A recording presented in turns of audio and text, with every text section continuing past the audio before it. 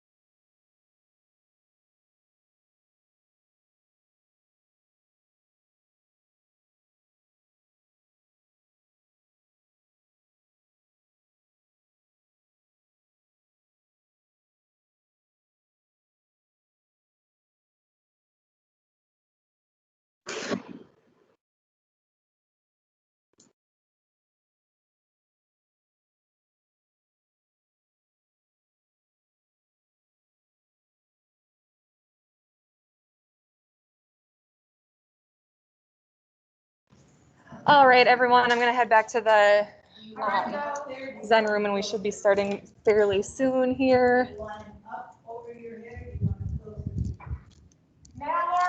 Yep, come on in. We've got Jane kind of covering the.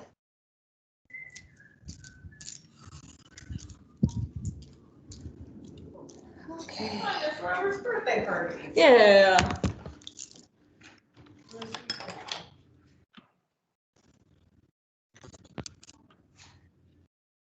Okay. Okay, so if everyone can go into the chat and just say like I'm here, that would be great, just because I'm not sure if people are chatting together or, you know, things like that. Awesome, thank you. What? There's what? Oh, no, you were mistaken. There is no breeze. That was me. Oh, you're cold? What's happening? Are you cold? It was chilly in here when I came in. I know.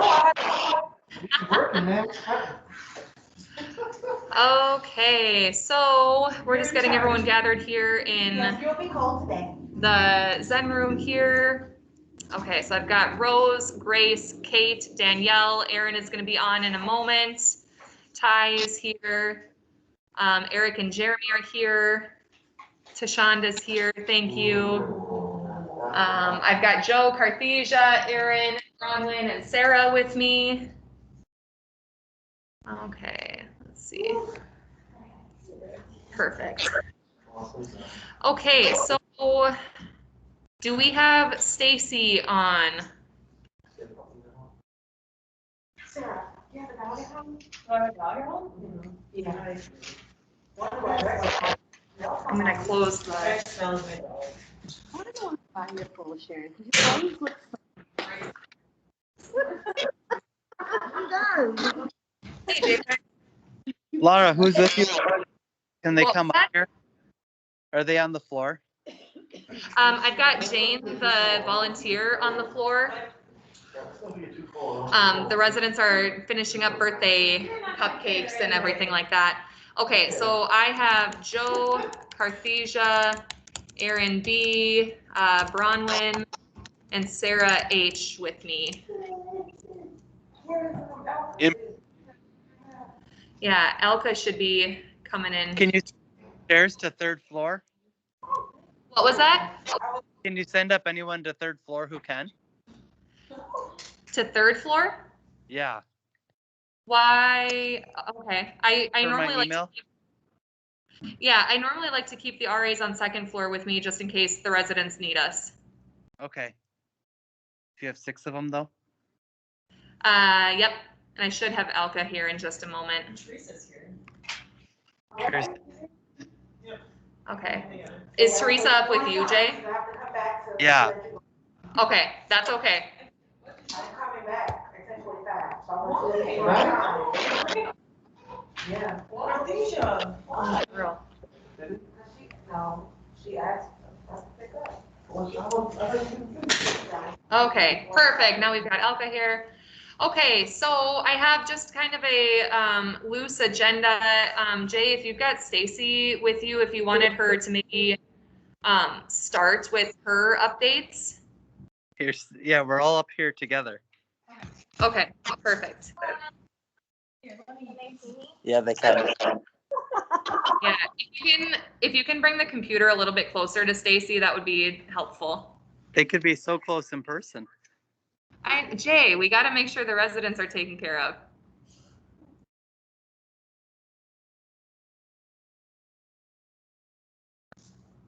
No, Jay's leaving.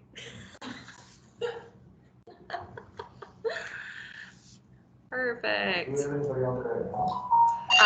volunteer team is with them, so that's why I want to stay pretty close. All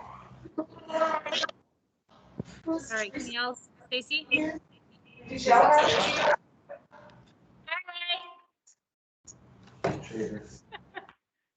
Can you guys hear me okay? All right, perfect. So I don't remember what I all put on for my updates. So I just wanted to introduce myself first because I haven't met everybody yet, but I'm Stacy. I am the Float Executive Director at Pillars. I'll be here probably through at least end of June, likely mid-July. And we are, I'm typically going to be here Monday, Wednesdays, and Thursdays. So if you guys have any needs for me or questions, just feel free to pop in if you want to say hi as well. And then another team member transition we have is that Megan, it has taken over the resident services coordinator role. And we're kind of slowly transitioning her into that role, but she still does have some responsibilities when it comes to activities and front desk until we get those folks onboarded. So if you have staffing questions, needs, anything like that, we're between me, Megan, and Sharon, we're all kind of taking that. So feel free to reach out if you have any needs. We have a lot of new staff members joining our RA team, which is very exciting. So we'll have a lot of new faces coming on board here in the next couple of weeks. So we have Darius. He will be working part-time days. Julianne, who will be working full-time days. We have Priyana, who's going to be working full-time days. Adia accepted a full-time evening line. And then we have Tammy, Alfreda, and Patrice, who all accepted overnight lines. So we are hoping that by mid-June timeframe, we will be up and running with at least 3 RAs on each shift. And so there will be some workload shifting and changes probably to assignments that are being made. So stay tuned as we kind of work through all of that. But in the meantime, we may be asking you to kind of help train and guide these people onto the team. So we appreciate all your help with that and getting everybody up to speed and getting them trained in on how Pillars does things. So we're excited to have some new faces. I think next week we have 2 weeks from now, we have 1, 2, 3, 4, 5. I think we have 6 people that will be starting at our new employee orientation. So it'll be a big week. The other thing I wanted to touch on was leading age. For those of you who don't know who Leading Age is, they're our nonprofit group that are kind of they help with training, they help advocate for us at the government for policy. What else do they do? Lots of stuff. Policies, yep, COVID updates, all that jazz. They are offering scholarships now for the care team. And anyone who is an employee of a member of theirs, and Ebenezer is a member of Leading Age. So I do have a bunch of them in paper, but obviously that's not very helpful for you guys right now. So if you're interested in one, come see me. They are just, it just came available as of this year, and they're wanting to invest in professional development for aging services workforce. So it's an exciting new opportunity. In order to qualify, you must be 17 years or older, be employed by a provider member of Leading Age, be currently enrolled in an accredited post-secondary institution of higher education, complete the scholarship application, and provide 2 letters of recommendation. And the scholarship awards range anywhere from $500 to $1,500. So it's a nice opportunity to be able to help if you're in school or have that opportunity. Just reach out. I'll have some of these in my desk, but I'll put some in the break room as well if you guys want to access those. And then I also have, I can hardly bend over.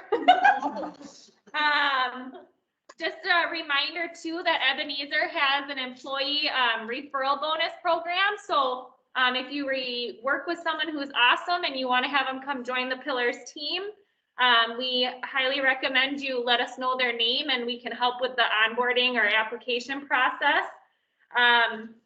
For all positions, you get a total of $600 if you refer a friend. $200 at 60 days of them being employed, $200 at 90 days of them being employed, and 180 days, another $200. And then if it's a licensed nurse, it's a total of $1,500 paid out in 500 increments on the same days. So something to take advantage of if you know someone great you want to work with. So I think those were all of my updates. Oh, and then, yeah, just a reminder of attendance policy as well. All Ebenezer employees, we have up to 6 absences a year without any corrective action. Starting after 6, we do have incremental corrective actions that take place.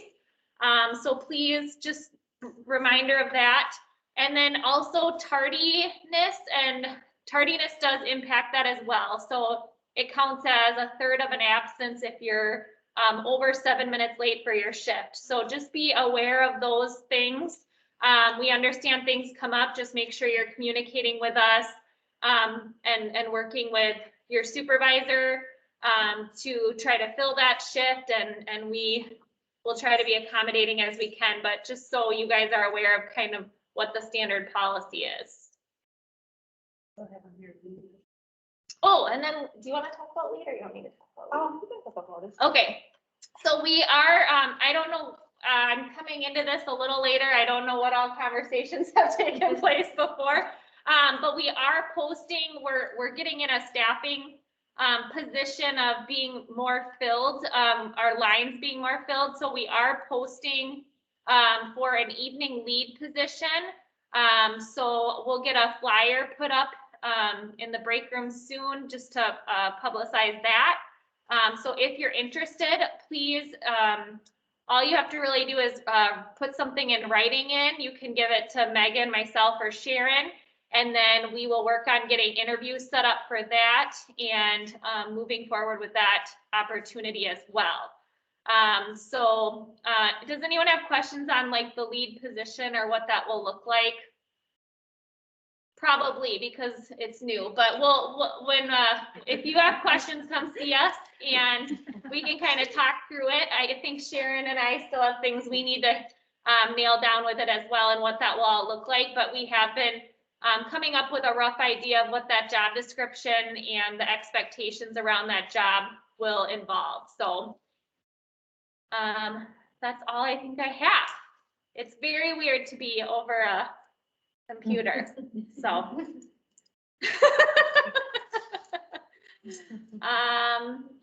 All right, do we go on to the next person then? Hello? Hello? No? No, they're on. They're good. They're Yeah, everyone's just. We can't. Actions That's up so there. accurate. At least we can't throw things at us. Like this, Katrina going like this, and everybody's just so serious. What's going on? Don't make stuff come down there. Katrina's going like this, and everybody else is just. Okay. All right, so I think, Tracy, covered pretty much, everything.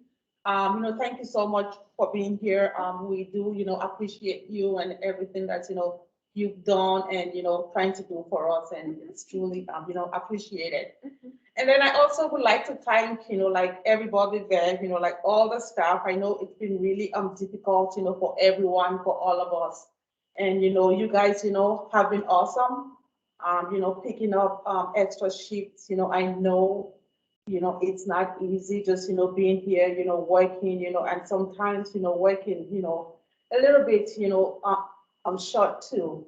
And it's, you guys, do a fantastic, work, and the residents, and the family members, appreciate, everything that, you guys do.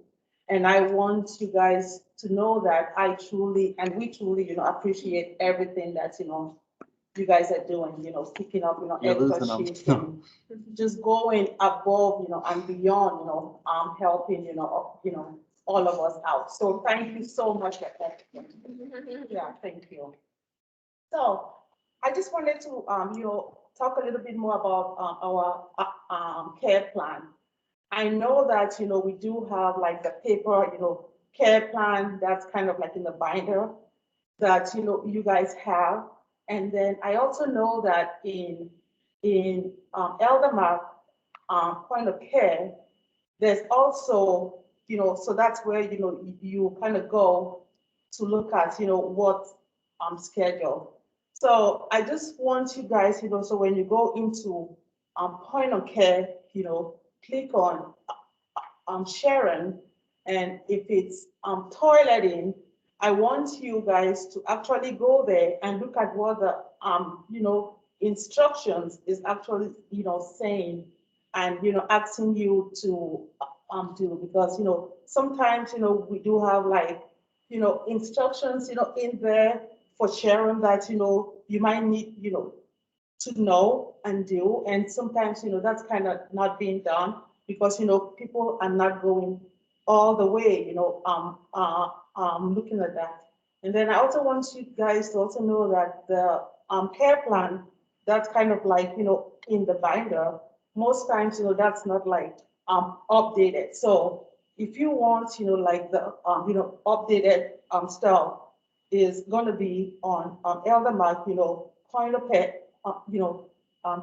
point of care, instructions. Go in there, click on it, read, from the top, to the bottom. And sometimes it's like, dental care. Sometimes it's, hearing aids and stuff like that. So just make sure that, you're actually reading and actually doing, what's supposed to be done.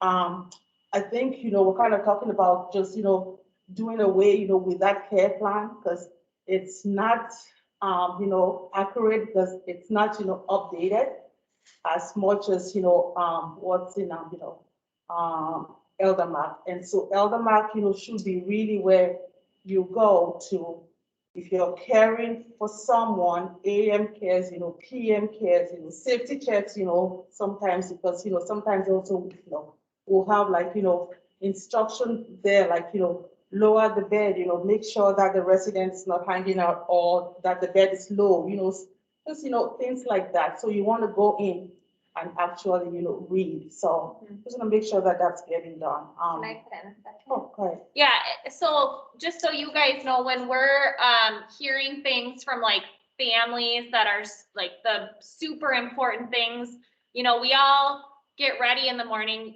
but that all looks super different for us, right? Like, some people go to the bathroom first and then brush their teeth and then get dressed. Some people do it all at the same time, whatever your preference is. But we'll note that in there, the key things that are their hot buttons in the service description, so that you guys know the best way to approach that person. And then it saves us a lot of time, with having to follow up if it's not getting done. Then the families come to us and say, this isn't getting done, and then we have to call you guys and then talk about it or whatever. So that's where you can find those details. And sometimes, well, for me, sometimes I capitalize things, and it doesn't mean I'm yelling, but it means this is like a really important hot button. So yeah, pay attention to those descriptions, and it should kind of help make it go smoother for you as well. So Yeah. And if you guys need clarification on how to look in the instructions on point of care, you can always ask myself or Sharon or Stacy. You can always come to one of us, and we'll show you guys how to pull that up on your phone too. Yeah. Yeah. So any questions? I think they were just looking at it. Okay.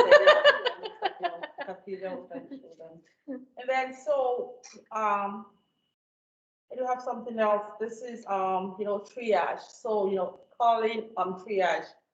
I know that we use triage for like emergencies, or sometimes you just need clarification on a medication, or, something that you saw, or, something that you think that, it's not right.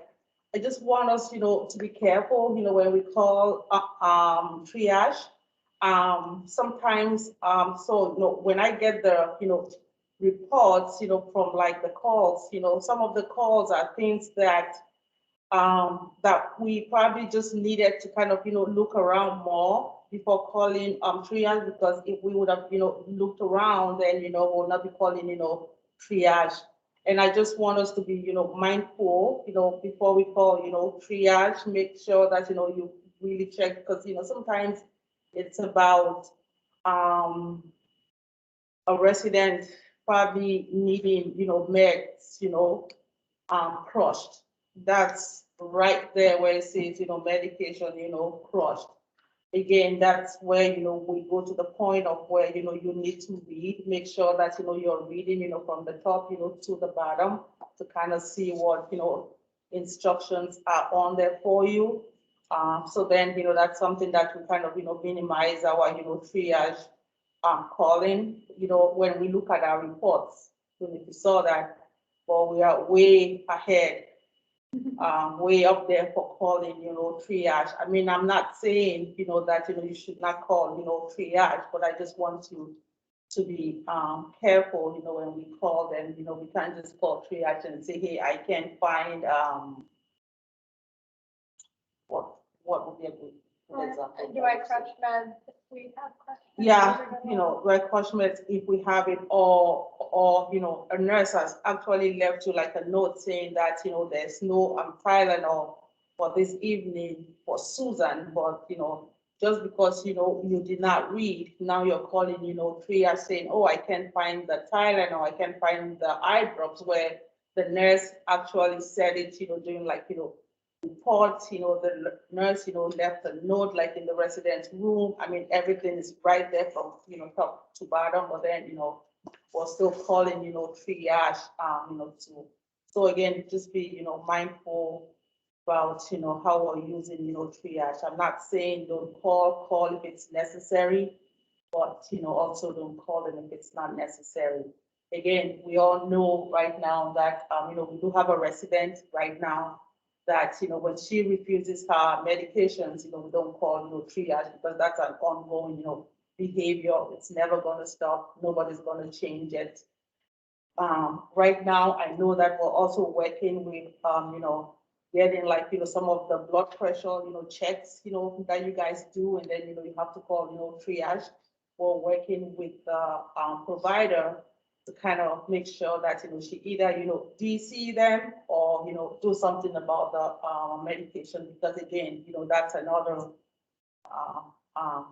again, our rates, just keep, going up for, somebody whose, blood pressure is always 96 over what, 72, it's always, going to be, that way. And as a provider, they should be, looking at that and making, adjustments, instead of, having us, do that every single time and calling and holding the med every single time, calling and holding the med. So that's gonna, save us time and everything else. So yeah, so again, just want you guys to know that we're working on, all of those things, and thank you so much for all you do.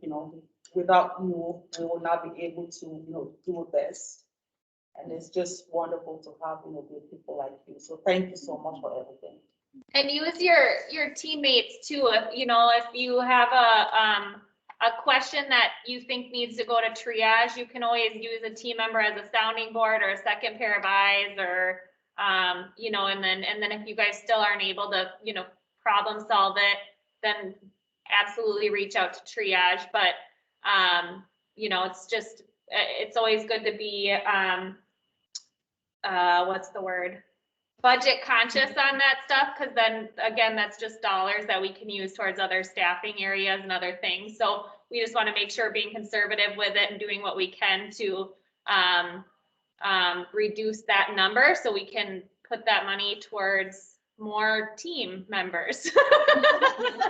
So yeah, use each other as a resource too. Though two sets of eyes are always better than one, or two brains are better than one. So use your team members too, so. I guess what I wanted to touch base on was just to go over the fall policy. So when we have a resident who falls, the first thing I want you to do is call a nurse. You have to.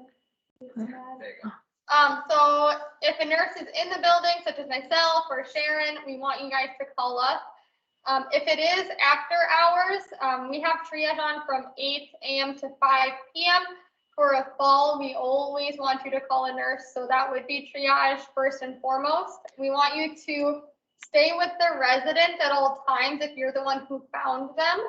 And we want you to call your second team member and ask them to bring the vital sign bag and the Hoyer lift.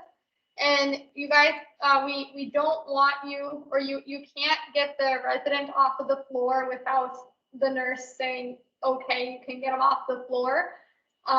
So those are kind of the steps we need to take when we find a resident who's on the floor. Another follow-up, if you find a resident and let's say that they hit their head, they're bleeding, they're really not okay, you can call 911 if they're unconscious. If it's an emergency, you can always call 911 before triage if it's an emergency. So really the steps we always want you to take: call a nurse, call your teammate, stay with the resident, and then wait for the nurse to tell you to get them off the floor with a transfer of 2. So those are really the steps for the fall policy. And after you do take vital signs and get them off the floor, you have to fill out an incident report of what happened that night, and fill out like the fall flow sheet with their vital signs and give report for the next shift to take vital signs. We do that for 24 hours minimum at the minimum. So those are really the steps we want you to take when there's a fall. So that was my big thing. Yes, so, just, one more thing. The only time that, we will not be calling, triage, if you found, someone like on the floor, will be like a resident that's in our independent living, or who's, independent resident. So, in that case, you will be calling 911, or, ask the resident if maybe there's a family member that they want you to call. You can call that, family member, for them. But again, you will just be calling, 911, for that resident or a family member, for them. You will not be calling our triage. Is that fall flow sheet posted somewhere for the RAs? So the incident report and the fall flow sheet, they're both in the incident binder on the second floor stand-up area. We have a binder, I think it's labeled incident report.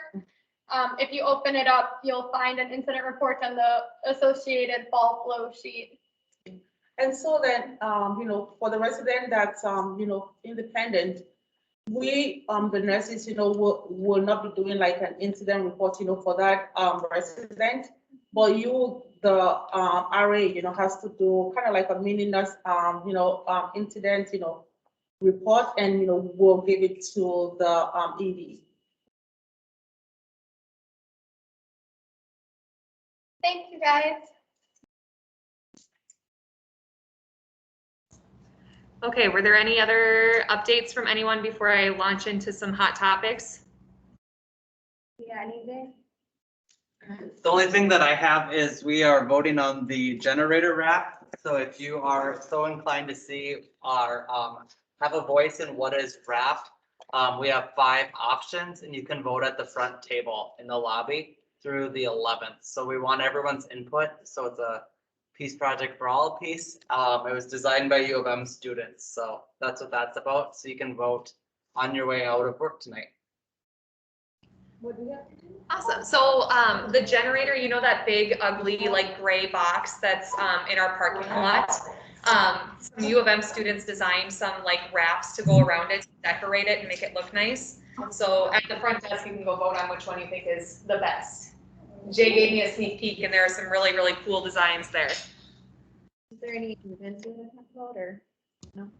No, the only move-in that really concerns everybody is Wednesday. We have Jean White moving into memory care. Okay. All right. So, yeah. Anything else for the good of the order? Just thank you to the RA team for jumping in and helping with engagement and activities, just in the little things that you do, or when you lead larger groups or gathering people for exercise, helping when, you know, one person might need a little extra attention. So we noticed that and appreciate your efforts in that.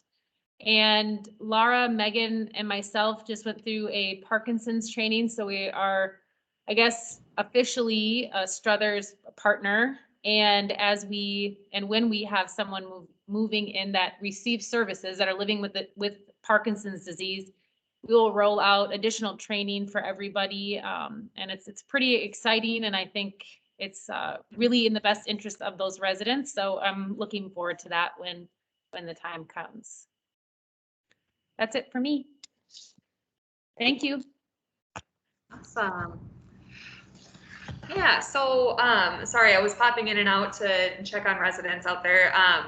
Nurses, did we talk about the communication book? No. No, okay. So yeah, just a reminder to everyone to first check the communication book when you first come in, just to see if there are any updates. I heard Sharon kind of saying like, yeah, as long, you know, if we're checking all of those communication channels, then maybe we can reduce calls to the nurse, we can reduce confusion of like what's going on in the building, and just make sure that we're all on the same page. So along with that, at the end of your shift, please make sure to write in the communication book if someone was, you know, having some agitation that was out of the normal for them, or if they're out of the building until a certain time, or anything out of the ordinary for the day, just so, again, we can all stay on the same page and that we have the latest information on all of our residents. Yeah. I interject real quick. The communication book, it's really, really good. We want you guys to be using it, but for big things like changing condition or something that the nurse needs to know, always let the nurse know. If you write important things in the communication book, there's always a chance that it could be missed. We try to keep up really diligently, but big things should be told to the nurse verbally and reported right away. Absolutely. Thank you. No, good catch, Katie. Okay, so yeah, we're gonna do 3 hot topics today, but they're on kind of the same overall general topic. So that is on our teal, tan, maroon designations for our dimensions residents. And just, yeah, again, as a reminder, if we can start moving towards saying dimensions rather than memory care, I think that it's a really good thing to do for our residents as far as dignity and just, you know, preserving their autonomy and privacy.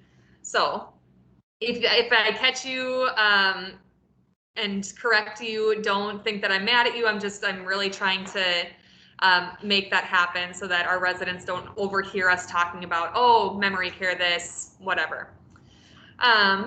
Okay, so I'm going to share my screen so that you guys can see what I'm looking at. So let's see, we're gonna start with early phase dementia, which is teal. So outside of all of our dimensions residents doors, I have everyone's updated except for one resident and another resident who refuses to have hers outside the door. Each person has a face sheet that has their picture on it, their name on it, but then also you'll notice that some of them are teal, some of them are tan, some of them are maroon, and that is the designation as far as their stage in their dementia journey. So teal is the early phase dementia, and we're not going to go over everything in this training,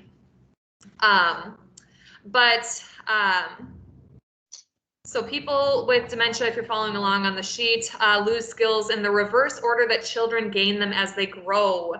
I cannot remember the term for what that's called, but you'll see the different developmental stages that as children gain those skills, we see our older adults lose those skills until it comes down to like the very basics. So we'll talk a little bit about that with maroon stage. So let's see here. So for older adults, planning, organizing, caring for others, vocabulary and driving, these are some skills that obviously we gain as we grow, but then also we lose as we age. So what strengths do people with dementia still have in the early phase? So using clocks, watches, and calendars, still having a sense of humor, still having interests and activities and hobbies, the capacity to have ideas and make decisions, long-term memory, and then relationships. And these are all yeses. They're all able to do those things generally. And so we want to make sure to keep those skills intact and to support them as much as possible. So again, as you're going through our Dimensions community, you'll see outside of our rooms which of our residents have that teal designation. And this is not to say that each person in the teal designation is going to be able to do all of these things, or that people in middle or late stage are not able to do all of those things. It's just kind of a general guideline to know where they're at in their dementia journey. So yeah, some of those strengths will last long into the process of dementia, like sense of humor and long-term memory. We know that short-term memory is most often the biggest impact with dementia, especially of the Alzheimer's disease type. So we build our care on the strengths that people have. And if you've done the new employee orientation with me, that's one of the biggest things that I talk about with our Dimensions program is that all of our programming, all of our care planning is to really focus on those strengths and focus on the things that are important to our residents. And again, keep those things intact. So let's see here. Have you ever written notes for anyone? Have you reminded someone lately of the things that they do remember? Have you complimented them on hair or appearance or something that they're able to do? Those are all really great things to do for people in the teal designation. And it's important too that we're careful about our communication with them so that we don't make them feel stupid or that we don't make them feel like they are losing their memory, because they are usually very, very aware of it in this stage.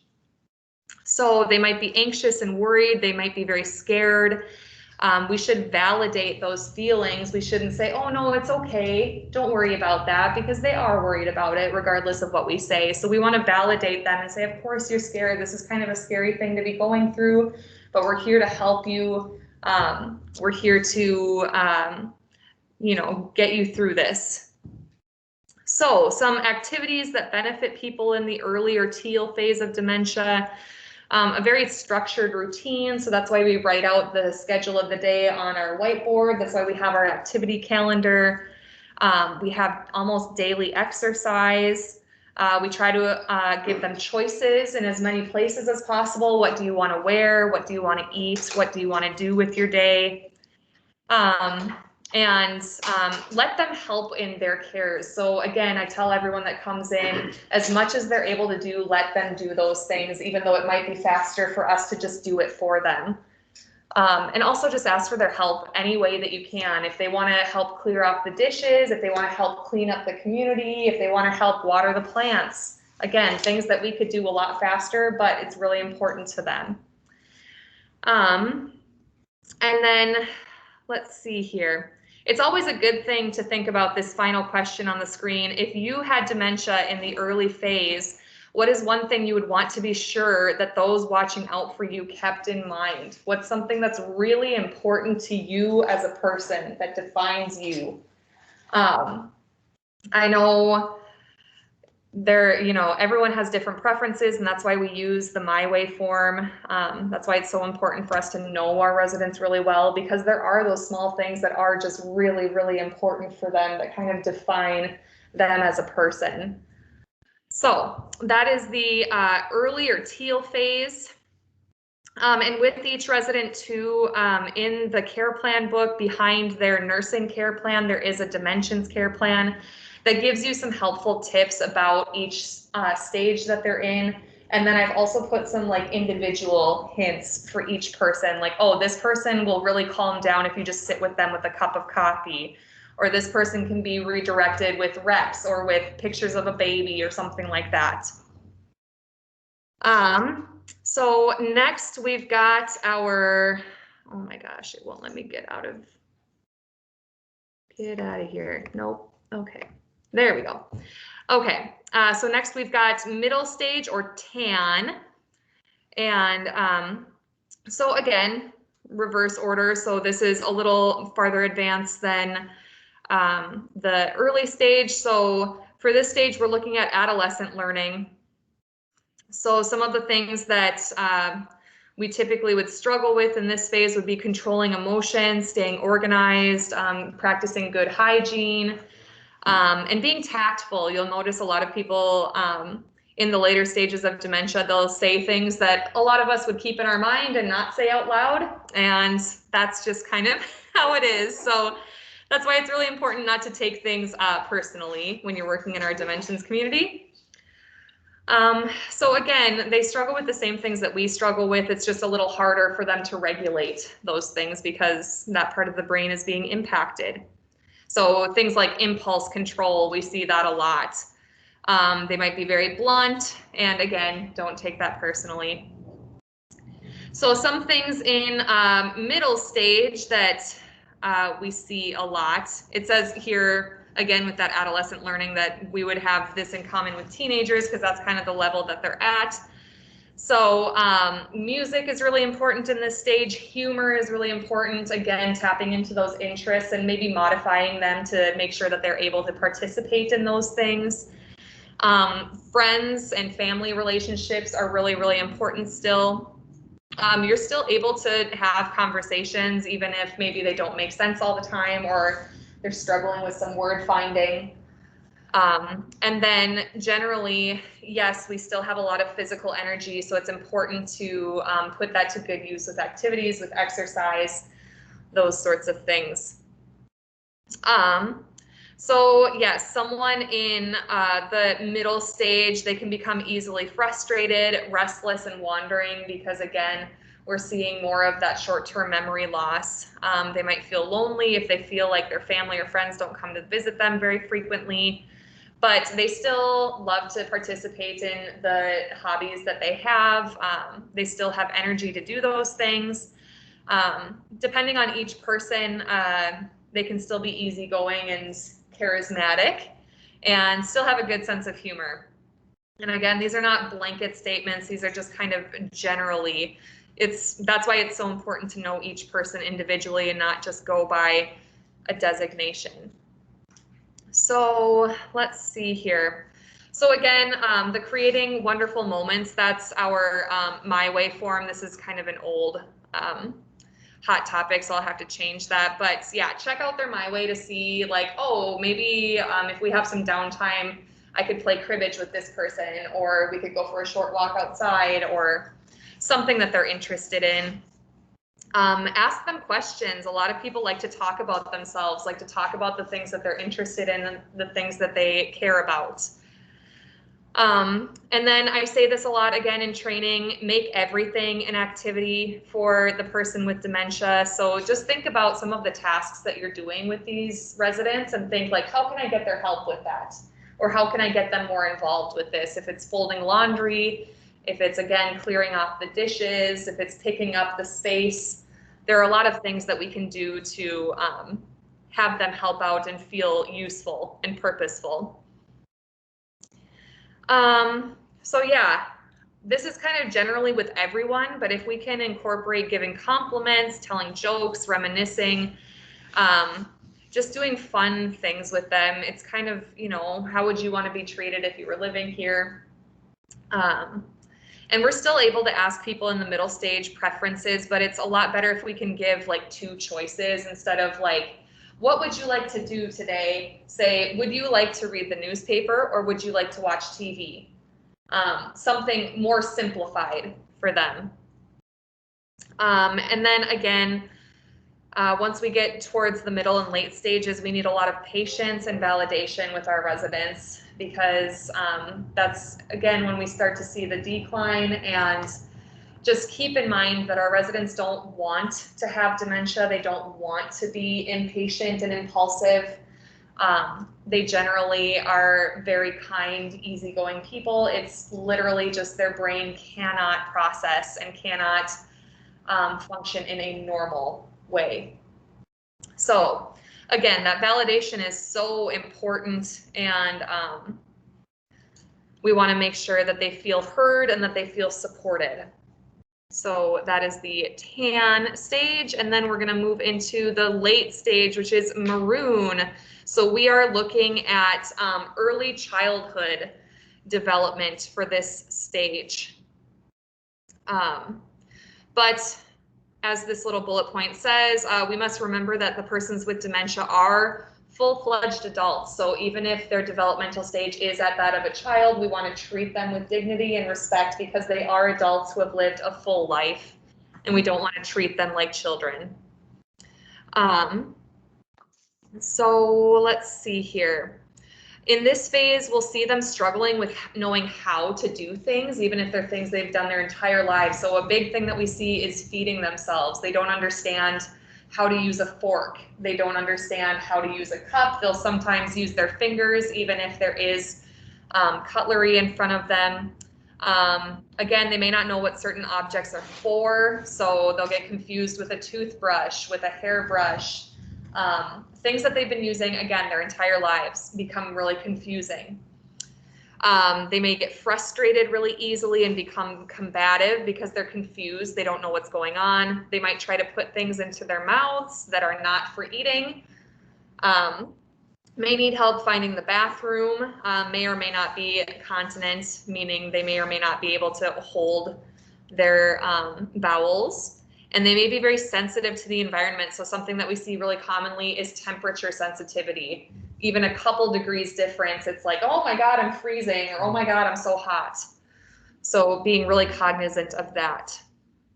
So people in late stage dementia, they really need step-by-step instructions. And I think this is actually important for all of our residents with dementia, is to tell them exactly what you're doing step by step so that they know what to expect. And that can help decrease some of that combative behavior if they know what you're about to do. Yes and no questions. So things that they're able to answer. Avoid asking questions that they might not be able to give you the answer for, because again, that'll create confusion and embarrassment for them. It says kindness and warmth in your voice, but again, that's with all of our residents. We want to really make sure to check our approach with our residents. Get closer when you communicate. A lot of people have hearing loss, and also just with how the brain functions again at this stage, it's easier to understand if you speak slowly and clearly, and use gestures. So mimic what you're talking about. So if you're asking someone, do you want to have a drink? Mimic that. Or do you need a knife? Or do you want to go walking? Try to use as much nonverbal communication as you can, because that's just an added level of communication for them to understand. Hand under hand technique can be really helpful.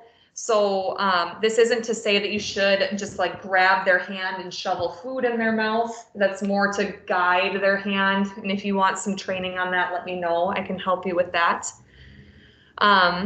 So patience and validation, again, with every phase, but it's especially important in the maroon phase because things are really, really confusing in the maroon phase. And that can create a lot of fear for our residents. So making sure that they understand that it's not their fault that these things are happening, that we're not mad at them, that we're not frustrated with them, that we're here to help them and we hear them and understand them.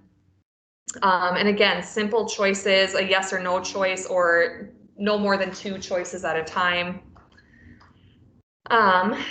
So yeah, and then the late stage, meaning like end of life stage, typically we'll have hospice in that phase, but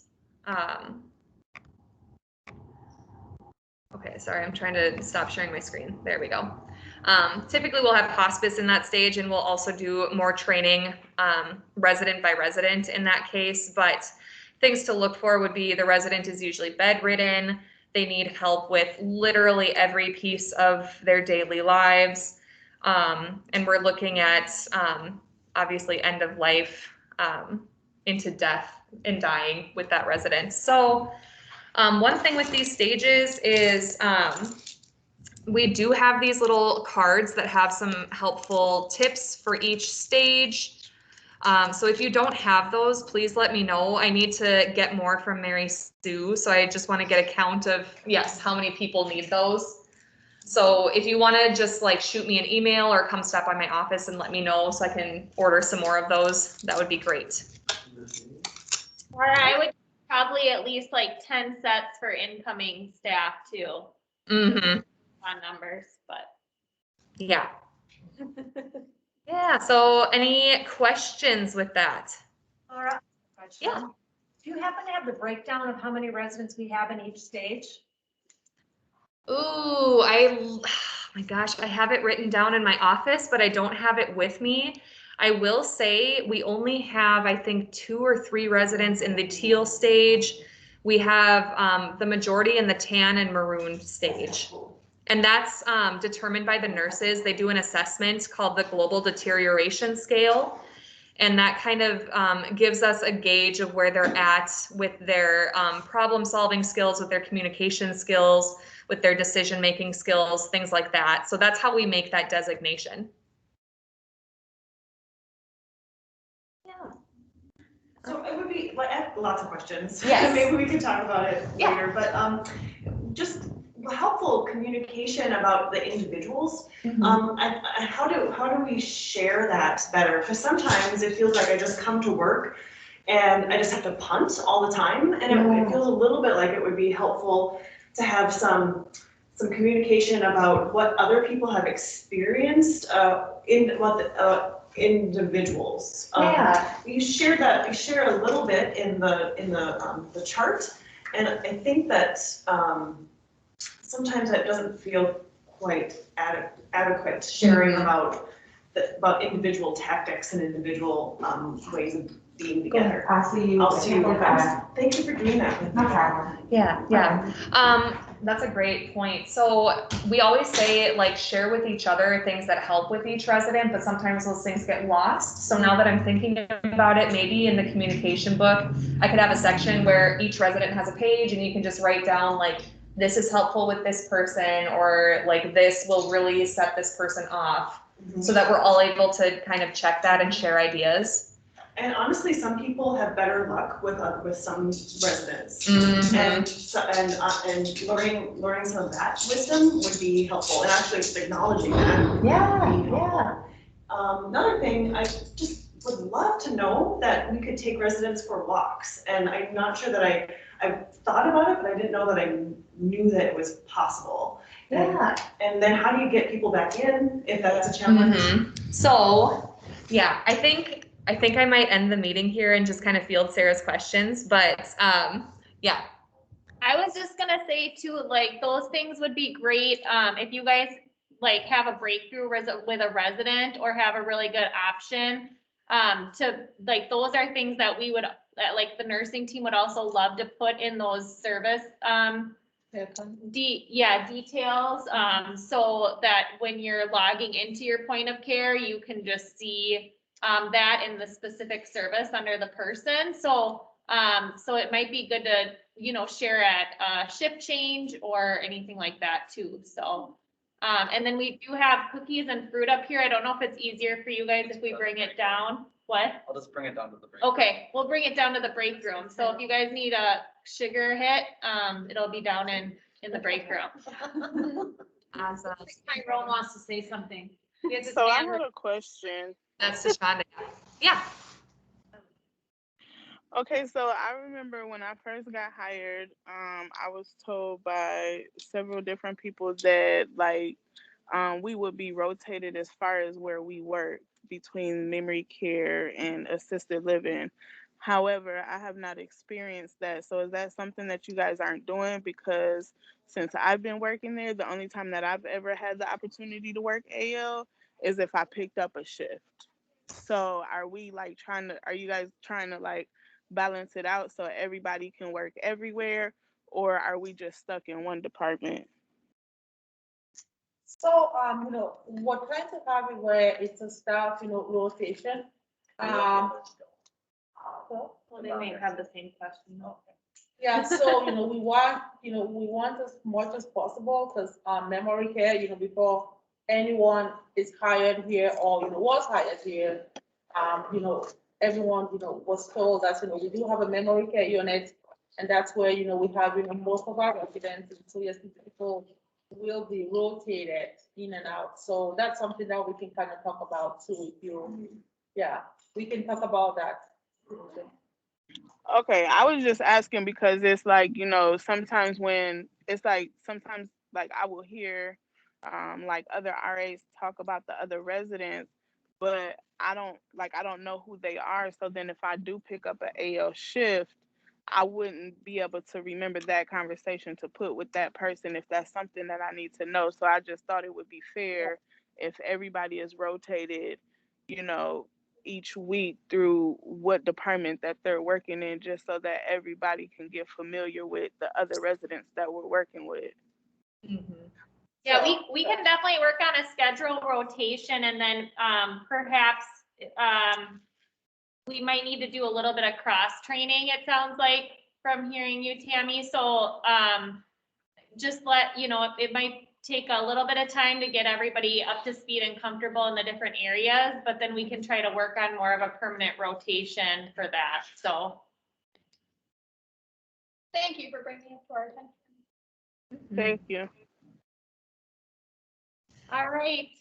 All right, thanks everyone. Thank you. Oh, that was my first Zoom off that.